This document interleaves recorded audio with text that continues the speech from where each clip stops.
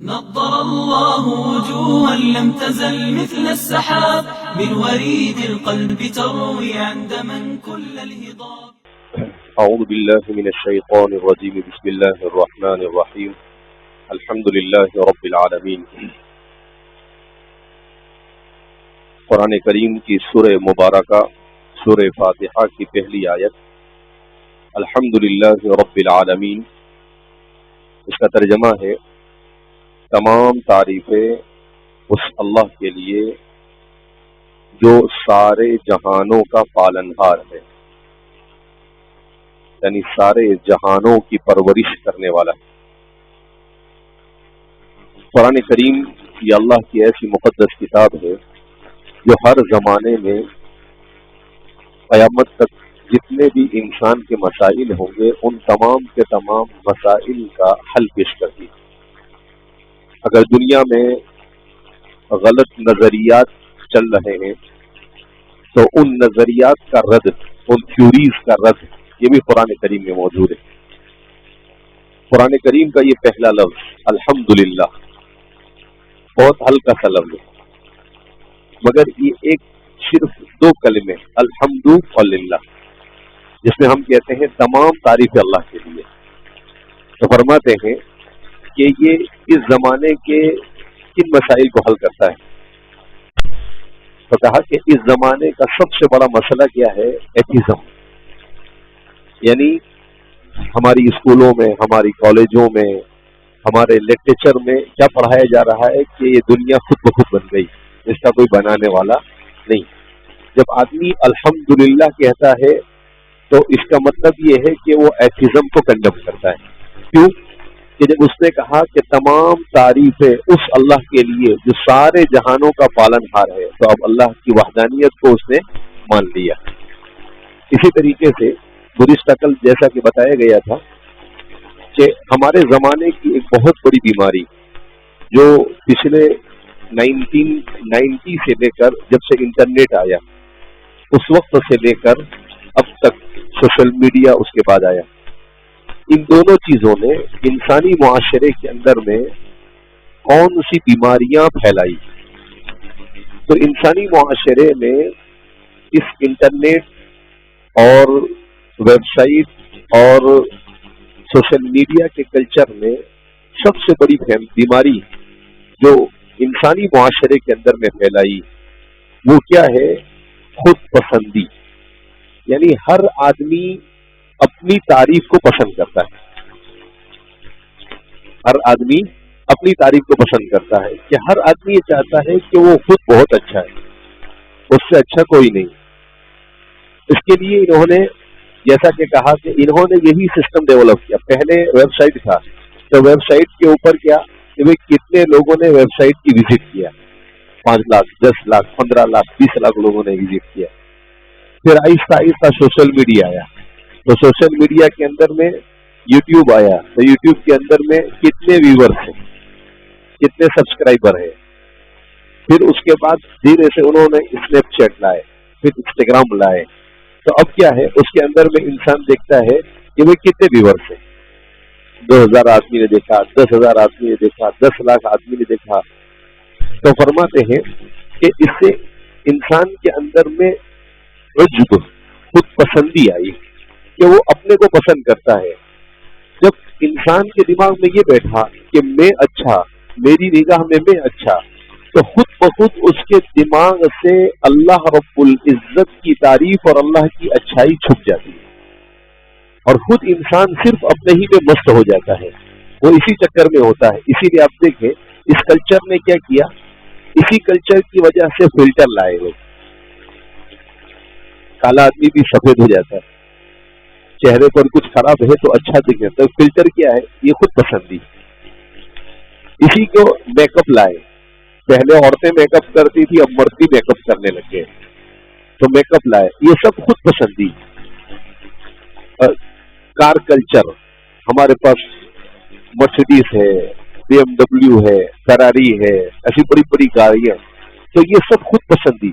تو ایک چیز انہوں نے ڈیولپ کی کہ انسان اپنے آپ کی تعریف کرے، اور پھر اس کے بعد انہوں نے اس کے ساتھ کتنی ساری خرابیاں ہمارے معاشرے کے اندر میں کیا کی دی، پھیلائی.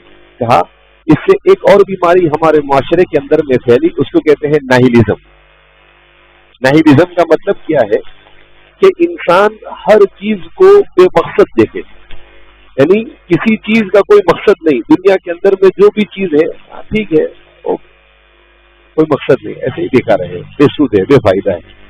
تو کہا وہ اپنے کو سمجھ رہا ہے اور دوسری ساری چیزوں کو نیگلیکٹ کر رہا ہے، یہ بیکار ہے، کوئی مطلب نہیں، بے مقصد ہے. تو کہا کہ یہ کلچر نے ڈیولپ ہوا. جب یہ کلچر ڈیولپ ہوا تو اس کلچر کے ڈیولپ ہونے کے ساتھ میں انسانی معاشرے کے اندر میں کیا کلچر کیا بن گیا اور انسانی تہذیب کس طرف چلی گئی. اللہ اکبر. اس کے بعد انسانی تہذیب کیسی ہو گئی، گاڈ لیس کلچر، کہ اللہ کی ضرورت ہی محسوس نہیں کر رہا ہے آج کا معاشرہ. بڑے بڑے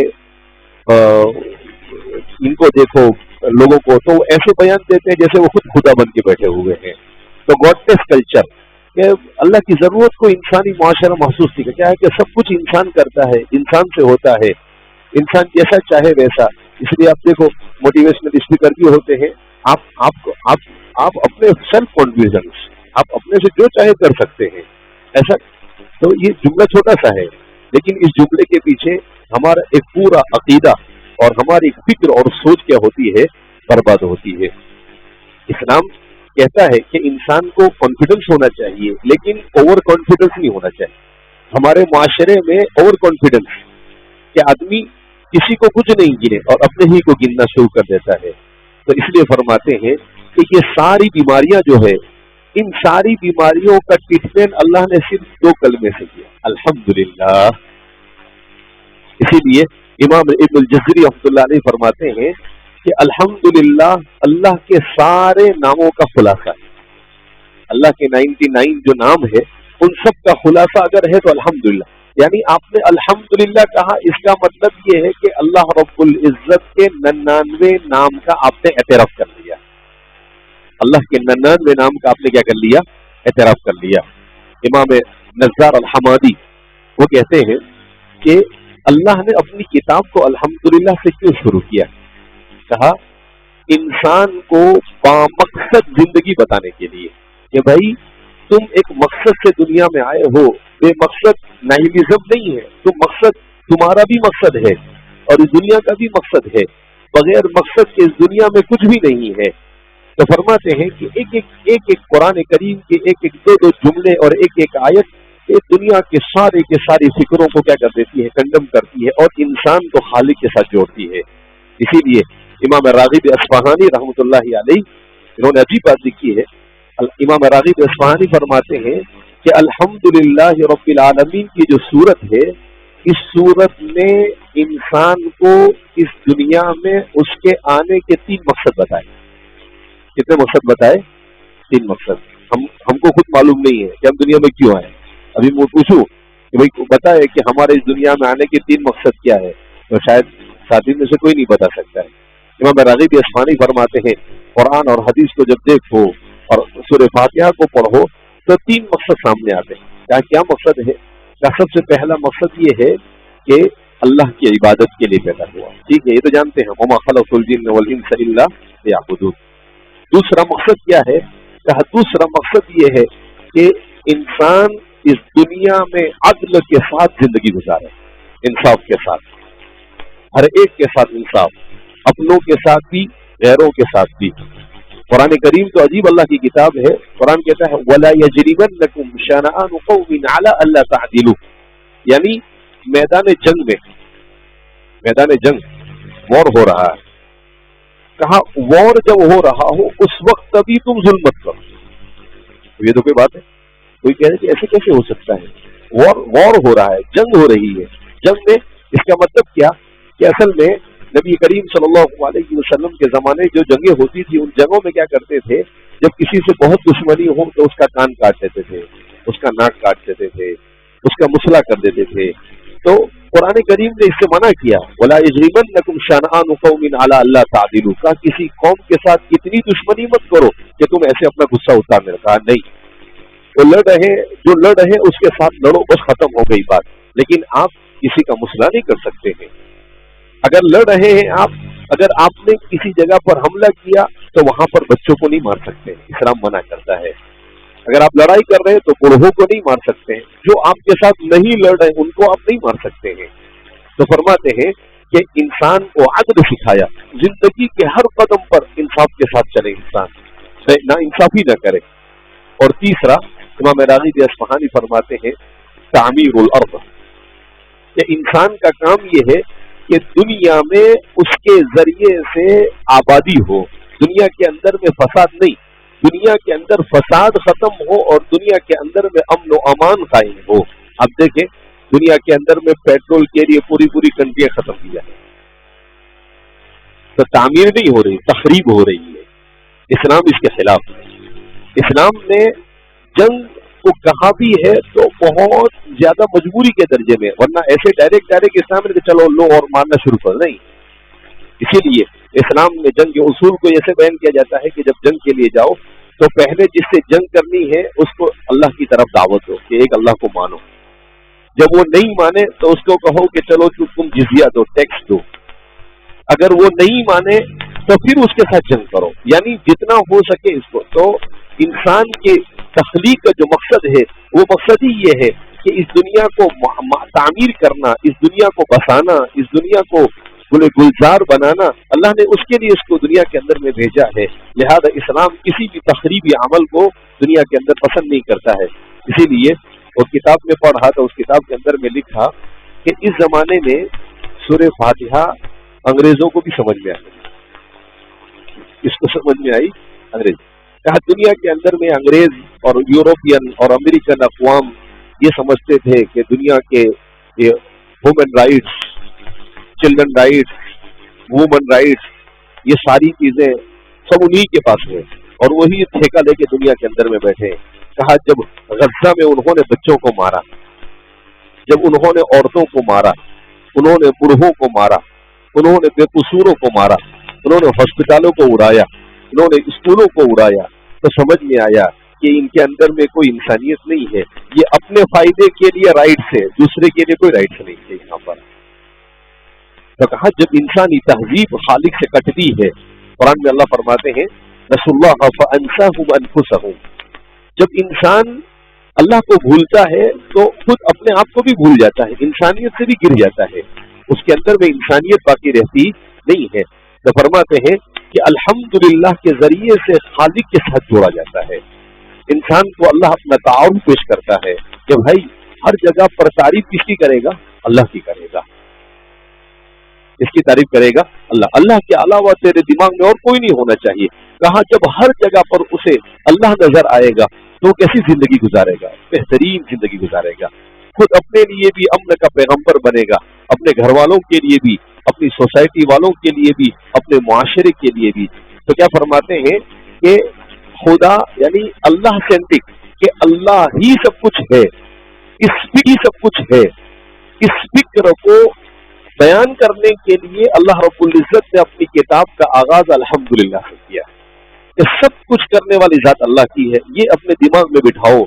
جب انسان کے دماغ میں یہ بیٹھتا ہے تو انسان، فرماتے ہیں امام ابن تیمیہ نے بڑی عجیب بات لکھی ہے، امام ابن تیمیہ فرماتے ہیں کہ جب انسان اللہ کی تعریف کرنے کا عادی بنتا ہے تو دوسرے کسی انسان کو بھی اچھا کرتے ہوئے دیکھتا ہے تو اس کی بھی تعریف کرتا ہے، تو خود پسندی نکلتی ہے اس کے اندر۔ کتنی اچھی بات ہے ان کی کہ جب اللہ کی تعریف کرتا ہے، کیوں اللہ کی تعریف کر رہا ہے؟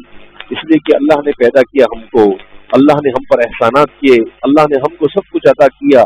تو اب جہاں جہاں بھی وہ دیکھے گا کہ کوئی آدمی کسی کو کچھ دے رہا ہے تو وہ اس کی تعریف کرے گا، ماشاء اللہ آپ نے بہت اچھا کیا۔ اسی لیے حدیث پاک میں نبی کریم صلی اللہ علیہ وسلم نے ارشاد فرمایا من لم یشکر الناس لم یشکر اللہ، جو لوگوں کا شکر ادا نہیں کرتا وہ اللہ کا بھی شکر ادا نہیں کرتا ہے۔ تو کہا کہ یہ انسانی معاشرے کے اندر میں انسان کو انسان سے جوڑنا، انسان کو خدا سے جوڑنا اور انسانی معاشرے کو گلزار بنانے کے لیے کہا یہ ایک ہی لفظ کافی ہے۔ ہمارے مسلم کیا فرماتے ہیں یہ ایک ہی لفظ کیا ہے؟ کافی ہے کہ گاڈ لیس کلچر کو ختم کرے، नाहिलिज्म को खत्म करता है, खुद पसंदी को खत्म करता है, एथिज्म को खत्म करता है और इंसान को बताता है कि नहीं, एक खालिक को मानोगे तो दुनिया और आखिरत में कामयाब हो जाओगे, और उस खालिक को छोड़ोगे तो दुनिया भी जहन्नम बन जाएगी और आखिरत में तो जहन्नम में जाना ही है। कहा दोनों को जहन्नम बनाना है तो फिर तुम कट जाओ, और अगर दोनों को, इसीलिए कहते हैं कि अल्हम्दुलिल्लाह जैसे ही पढ़ता है इंसान एक बामकसद खालिक के साथ जुड़ जाता है, और जब बामकसद खालिक के साथ जुड़ता है तो हर चीज के अंदर में वो मकसद को तलाश करता है, यानी उसके हर चीज को देखने का नजरिया बदल जाता है, वो हर चीज के अंदर में अपने खालिक को तलाश करना शुरू कर देता है। तो फरमाते हैं कि अल्लाह रब्बुल इज्जत की अजीब बहुत बड़ी हिकमतें हैं, कि ये तो कुछ हिकमतें हैं जो हमको समझ में आ रही, इसके अलावा भी और कितनी हिकमतें होगी इंसान उसको समझ सकता नहीं है कि अल्लाह रब्बुल इज्जत ने अपनी किताब को अल्हम्दुलिल्लाह से क्यों शुरू किया। अल्लाह की वहदानियत भी इससे मालूम होती है कि एक ही अल्लाह है, उसके अलावा और कोई नहीं है। चाहे इंसान कुछ भी करे, चाहे कितना भी सोचे, लेकिन एक अल्लाह के अलावा कुछ हो ही नहीं सकता है। तो अकीदे तौहीद क्या होता है, मुस्तहकम होता है, जो इस्लामी अकीदे की जान है। अकीदे तौहीद को रूह अकीदत इस्लाम, इस्लामी अकीदे की जान कहते हैं। का इस्लामी अकीदे की जान जो तौहीद है, पहली ही आयत के पहले ही जुमले के अंदर में अल्लाह रब्बुल इज्जत उसको रासिक करते हैं। अब हमको ये भी समझ में आना चाहिए कि हर रकात में क्यों पढ़ाया जा रहा है, इसलिए कि ये इतना इम्पोर्टेंट है कि खालिक के साथ जोड़ने में इससे ज्यादा बेहतर और कोई जुमला और कोई कलिमा हो सकता नहीं है। इसलिए कहा अल्हम्दुलिल्लाह। इंसान को जब छींक आती है तो क्या कहते हैं, अल्हम्दुलिल्लाह। क्यों छींक आती है तो अल्हम्दुलिल्लाह कहते हैं। अल्लाह के रसूल सल्लल्लाहु अलैहि वसल्लम फरमाते हैं इंसान को छींक आती है तो दसियों बीमारियां इंसान की खत्म होती है। क्यों, इंसान जब छींकता है तो इंसान के अंदर में जो इन्फेक्शन वगैरह जो होने के इम्कानात होते हैं वो छींक के रास्ते से सब क्या हो जाते हैं, निकल जाते हैं। तो कहा निकल गए तो अल्लाह ने कितनी सारी बीमारियों से आपको नजात दी, तो कहो अल्हम्दुलिल्लाह कि मेरा कमाल नहीं है, ये छींक देने वाला भी कौन है, अल्लाह है। तो हर जगह पर इंसान सोकर उठा तो क्या कहते हैं, अल्हम्दुलिल्लाहिल्लज़ी अहयाना बअदा मौतिना। क्यों कि भाई सोया था, अल्लाह चाहता तो ऐसे ही सो देना देता, उठाता ही नहीं, क्या नहीं उठना है। अब अच्छा हुआ जिंदा हुआ, कहा जिंदा होके आए ना, किसने जिंदा किया, अल्लाह का। अल्हम्दुलिल्लाहिल्लज़ी, खाना खाया तो खाने के बाद फौरन क्या कहा, अल्हम्दुलिल्लाहिल्लज़ी अतअमना, ये तमाम तारीफ उस अल्लाह के लिए जिसने हमको खिलाया, हम क्या खा सकते थे। तो हर चीज को अल्लाह के साथ कनेक्ट करता है, हर चीज को किसके साथ कनेक्ट करता है, जहां जहां अल्हम्दुलिल्लाह आए आप समझ जाना कि यहाँ कोई बहुत बड़ी नेमत है जो अल्लाह रब्बुल इज्जत इंसान को याद दिलाना चाहता है कि भाई ये नेमत हमने दी। पानी पिया तो पानी पीने के बाद क्या बोलते हैं, अल्हम्दुलिल्लाह। व मिनल माइ कुल्लु शैइन हय, अगर पानी न हो तो कुछ जमीन पर कोई जिंदा रह सकता है नहीं। कहा पानी पिया ना, कहाँ से लाए पानी, तो ऐसा नहीं हुए मैंने फ्रिज में रखा था, मैंने बोरिंग किया था, मैं पाइपलाइन के बराबर है, लेकिन पानी को पैदा किसने किया, अल्लाह पैदा ही नहीं करता तो तू क्या करता था। तो कहा अल्हम्दुलिल्लाह, पानी पिया, कहा अल्हम्दुलिल्लाह। अल्लाह के रसूल सल्लल्लाहु अलैहि वसल्लम फरमाते हैं जब बंदा खाता है, पानी पीता है और अल्हम्दुलिल्लाह कहता है तो अल्लाह को बड़ी खुशी होती है। क्यों, इसलिए अल्लाह को खुशी होती है कि अल्लाह कहता है कि शैतान ने ये कहा ला तजिदु अक्सरहुम शाकिरीन, कि मैं बंदों पर इतनी मेहनत करूंगा कि वो तुझे भूल जाएंगे और तेरा शुक्र नहीं अदा करेंगे। लेकिन जब हम शुक्र अदा करते हैं तो शैतान की स्कीम फेल हो जाती है और अल्लाह की स्कीम कामयाब हो जाती है। तो अल्लाह की स्कीम कामयाब हुई तो अल्लाह, हाँ ये बंदा है, ये हमारी स्कीम वाला है, ये शैतान की स्कीम को फेल किया इसने। तो कहा इसीलिए अल्लाह अल्हम्दुलिल्लाह, कुछ भी अच्छी खबर आई तो नाचना कूदना नहीं, क्या कहा अल्हम्दुलिल्लाह। तो हर जगह अल्हम्दुलिल्लाह इसीलिए कहलवाया जा रहा है ताकि इंसान के सामने अल्लाह रब्बुल इज्जत की जात हमेशा रहे और इंसान अल्लाह के साथ मुकम्मल तौर पर क्या हो जाए, जुड़ कर रहे। तो फरमा है अल्हम्दुलिल्लाह, तमाम तारीफ है उस अल्लाह के लिए रब्बिल आलमीन। अब सवाल पैदा होता था कि ठीक है अल्लाह रब्बुल इज्जत की तारीफ, लेकिन क्यों अल्लाह की तारीफ कर, अल्लाह की तारीफ क्यों, इंसान के दिमाग में आता है। इंसान किसी की भी तारीफ करता है तो ऐसे ही तारीफ नहीं करता है, उसके अंदर कोई खूबी देखता है, उसके अंदर में कोई अच्छाई देखता है तो ही तारीफ करता है। अब मैं और आप यहाँ बैठे हैं तो कोई रेत की तारीफ करता है, कोई तारीफ नहीं करता है क्योंकि कोई खूबी नहीं उसकी। لیکن انسان کہتا ہاں یہ ماربل بڑا اچھا لگا ہوا، تو اچھا ہے تو ہی تعریف کرتا ہے۔ اب جب اس نے تعریف کی، اس کا مطلب یہ ہے کہ اللہ کو سب سے اچھا تسلیم کر لیا۔ اس نے تعریف کی اللہ کی، اس کا مطلب کہ اللہ کو، جب اللہ کو سب سے اچھا تسلیم کر لیا تو اب اللہ کے علاوہ جتنی بھی چیزیں ہیں وہ ساری کی ساری چیزوں کا حق ہے، بھائی نہیں، سب سے اچھی ذات تو میرے اللہ کی ہے، وہی مجھے کھلاتا ہے، وہی مجھے پلاتا ہے، وہی مجھے جلاتا ہے، وہی نعمتیں دیتا ہے، وہی سب کچھ کرتا ہے، اس کے بغیر تو کچھ ہوتا ہی نہیں ہے۔ تو فرماتے ہیں کہ یہ ایک چھوٹا سا جملہ انسان کو خالق کے ساتھ کنیکٹ کرنے میں سب سے امپورٹنٹ اور سب سے اہم رول ادا کرتا ہے۔ اس لیے اللہ رب العزت نے اپنی کتاب کا آغاز بھی کس سے کیا؟ الحمدللہ سے۔ الحمدللہ، کہ آج ہم کو بھی الحمدللہ سمجھ گیا ہے، یہ بھی اللہ کی تعریف ہے نا، کہ بھئی آج ہم کو بھی الحمدللہ کیا ہوا، سمجھ میں آیا۔ اللہ رب العزت ہمیشہ ہمیں اپنی نعمتوں پر شکر کرنے کی توفیق مرحمت فرمائے، اور ناشکری سے اللہ رب العزت حفاظت فرمائے، اور دنیا کے تمام فتنوں سے اللہ ہمیں محفوظ فرمائے۔ اللہ کہنے سننے زیادہ عمل کی توفیق مرحمت فرمائے۔